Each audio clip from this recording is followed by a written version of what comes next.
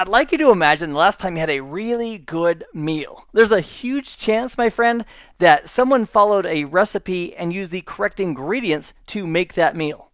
Well, in this nugget, what I'd love to do is talk with you about the ingredients that go into an environment that is referred to as vSphere. I'd like you to go back with me in the time machine. Let's go back 20 years. And let's imagine that you and I are at work and our boss says, hey, great news. We're going to deploy a server to be providing services, for example, on our local network or possibly the internet.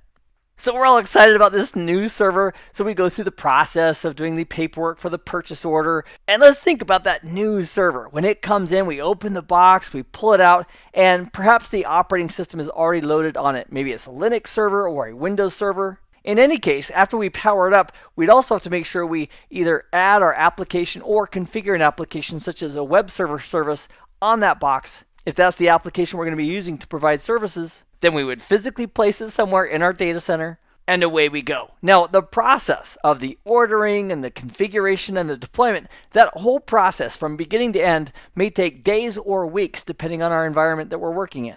And in the event that our boss comes back to us and says, hey, great job on that first server. By the way, we need to go ahead and grow our services. We need 5 more physical machines, 5 more servers for our customers and internal clients to use. And the challenge with that is that it would again take a long period of time in the old days to get the hardware, get the operating systems all configured the way we need to, install or tweak the applications and get our content on those servers so they can be deployed and be useful in our network.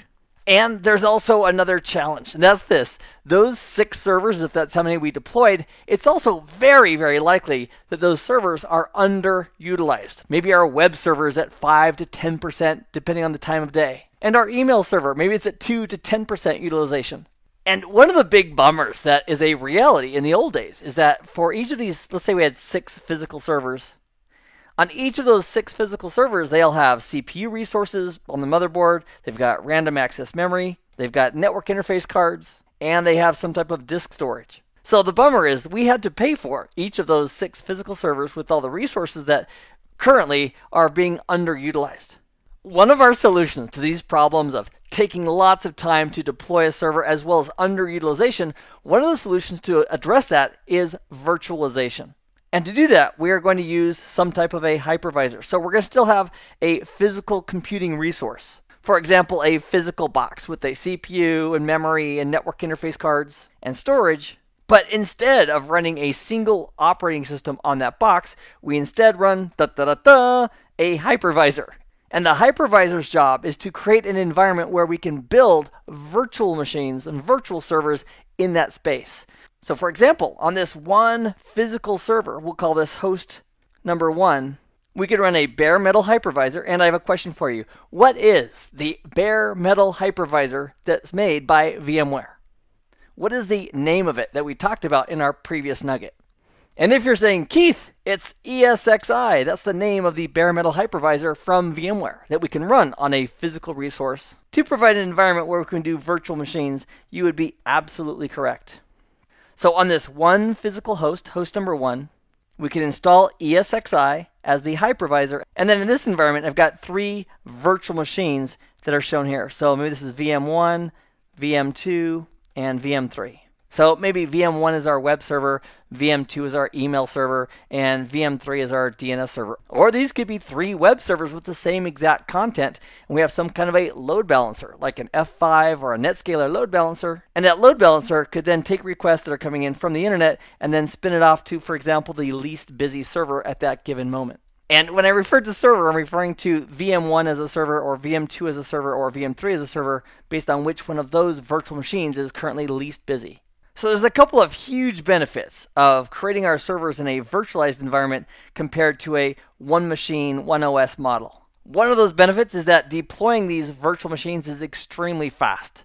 For example, a new Windows server running as a virtual machine, we can roll that out in literally minutes, as opposed to hours or days or weeks if we had to physically get the hardware to begin with and then configure it and then deploy it. Because we're defining this virtual machine in software, it's referred to as software defined data center, or SDDC. And as a result of being defined in software on this hypervisor, it makes them very quick and easy to roll out.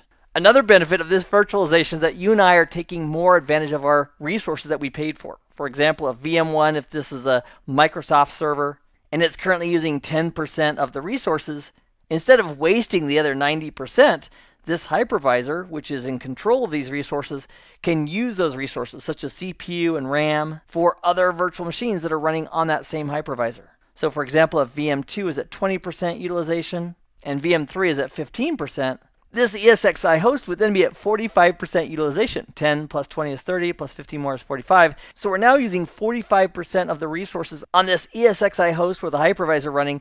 And if we wanted to add more virtual machines, we could, because we have more resources that we can still deliver. So if we have additional virtual machines, maybe we decide, okay, let's add another virtual machine here. So we have, for example, VM4 and VM number 5 and VM number 6.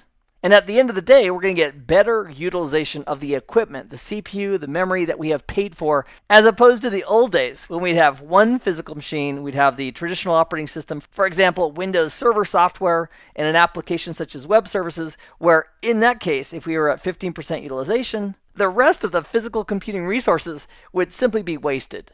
Because in the one machine, one operating system, old school scenario, the CPU and the RAM on this one physical computer can't be shared with some other server that's on a different physical computer. So one of our main components in a vSphere environment is going to be the ESXi hosts.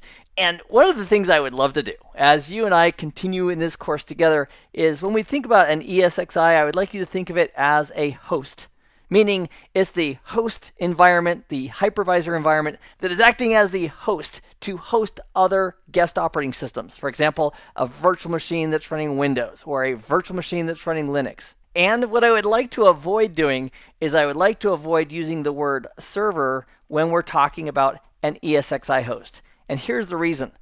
There are so many elements that we could refer to as a server, including an ESXi host. We could say, hey, this is an ESXi server because it's a hypervisor environment that's providing this environment for other virtual machines. But I'd like to not use the word server when we're talking about the ESXi host. And by avoiding the use of the word server when referring to the ESXi hosts, it's just going to add additional clarity that we're not talking about some virtual machine that's running a server operating system, such as Windows Server or a Linux server as part of a VM. Another key ingredient that we're going to have in our vSphere environment is storage. Now let's imagine this virtual machine right here. And let's imagine that this virtual machine, we'll call it VM number 1, is running a Windows Server operating system.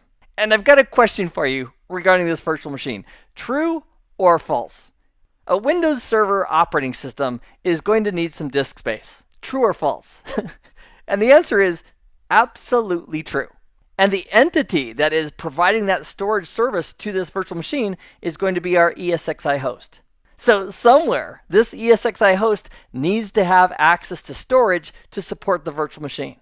And the storage could come from a few places, including we could have local hard disks that are attached to each of our ESXi hosts. And then the ESXi host could do reads and writes from that local storage to support that virtual machine. Another option is we could use network-based storage. And then they could use storage that is network attached. For example, we could use technologies like iSCSI or NFS, which we'll talk about both of those in greater detail in another nugget. So storage is another key ingredient in the vSphere architecture. Another challenge that we're going to face in a virtualized environment is managing multiple ESXi hosts. For example, if you and I have one ESXi host, we're running all of our virtual machines on this guy, we can use pretty simple management tools to configure, create the virtual machines, and manage this device. However, in larger networks, larger data centers, we're going to have multiple ESXi hosts. And it would be fantastic if there was some kind of an enterprise management tool that we could use to collectively manage and work with multiple ESXi hosts. And the great news is there is a management solution for managing larger environments that are larger, for example, than just one. And it's called vCenter. Specifically, it's called vCenter Server. So if you ever see VCSA, that's an acronym for vCenter Server Appliance. And here's the basic concept behind it. Instead of you and I sitting at our management PC and connecting over to our ESXi host number 1 and connecting separately over to our ESXi host number 2 to create virtual machines or to check on the health and welfare of our ESXi host, instead of doing that, what you and I would do is we would connect to the vCenter server device. In this example, it's the vCenter server appliance. So it's like one-stop shopping, like a single pane of glass. And what we do is inside of vCenter Server, we can go ahead and then take a look at the details regarding ESXi1 and ESXi2. We can tweak, we can tune, we can make new virtual machines. So in the big picture, we have the vCenter Server acting as a middleman. We interface with the vCenter Server, and then the vCenter Server is actually issuing the commands or pushing the commands over to the ESXi hosts. And regarding the vCenter Server, it can either be running on top of a Windows server, or we can do it as a pre-built appliance that we use from VMware that is Linux-based.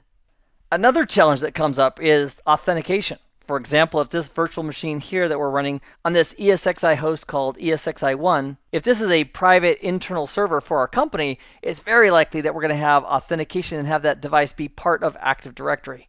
So in most vSphere environments, we're also going to have Active Directory, Microsoft's Active Directory, as a core component for the authentication of devices on that network.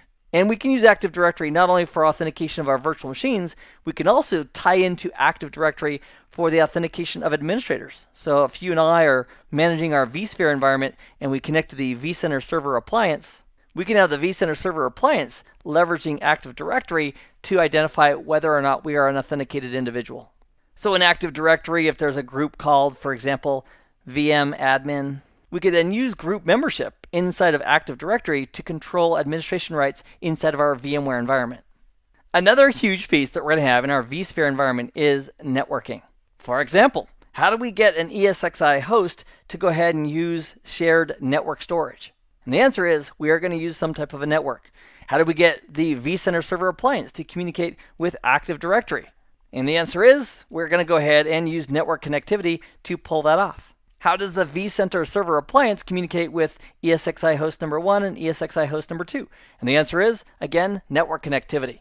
So some of the network connectivity can be virtualized inside of the ESXi hosts, and other network connectivity is going to be in the physical world. So we'd have, for example, switches and VLANs set up, and then we would physically connect the ESXi hosts to those networks. And I still remember back when I was first learning about putting all the components together and having it being referred to as vSphere, I thought to myself, okay, somebody point to vSphere. And the reality is vSphere is the coordinated effort of these different products and technologies. So if our friend walked up to you and I and said, hey, we're using vSphere in our environment, what we could do in our own minds is say, okay, great. What that means is they've got one or more vCenter servers that are currently in their environment, and they have at least one ESXi host. In this nugget, we've taken a look at some of the ingredients that go into the environment called vSphere.